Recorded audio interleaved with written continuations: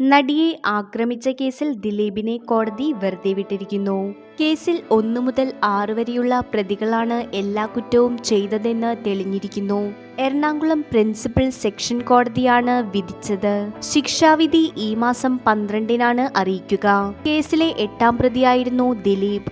ദിലീപിനെതിരെ ഗൂഢാലോചനാ കുറ്റം തെളിയിക്കാൻ പ്രോസിക്യൂഷന് കഴിഞ്ഞില്ല. കേസിലെ 1-ാം പ്രതി പൾസർ സുനിയാണ്. വിധി ഇതായിരിക്കുമെന്ന് അറിഞ്ഞതുകൊണ്ടാകാം അതിജീവിത കോടതിയിൽ എത്തിയില്ല. ഈ വിധിയിൽ ദിലീപിനെ അനുകൂലിക്കുന്നവരും പ്രതികൂലിക്കുന്നവരും നിരവധിയാണ്. വിധിയെല്ലാം കഴിഞ്ഞ് കോടതിയിൽ നിന്ന് പുറത്തുവന്ന ദിലീപ് ആരാധകർക്ക് നേരെ കൈനീട്ടി സന്തോഷം പ്രകടിപ്പിച്ചു. ഗൂഢാലോചന തെളിയിപ്പിക്കാൻ പ്രോസിക്യൂഷന് സാധിക്കാത്തതുകൊണ്ടാണ് ദിലീപ് ഇപ്പോൾ രക്ഷപ്പെട്ടത്. അതുകൊണ്ട് തന്നെ ഇനി മേൽക്കോടതിയിൽ പ്രതിഭാഗം അപ്പീൽ നൽകുമെന്നാണ് പറഞ്ഞിരിക്കുന്നത്. പുറത്തുവന്ന ദിലീപ് മാധ്യമങ്ങളോട് പ്രതികരിച്ചു.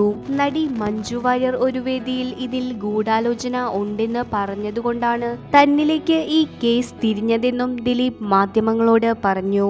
മാത്രമല്ല, അന്ന് ഈ കേസ് അന്വേഷിച്ച ഉദ്യോഗസ്ഥരെയും ദിലീപ് വിമർശിച്ചു.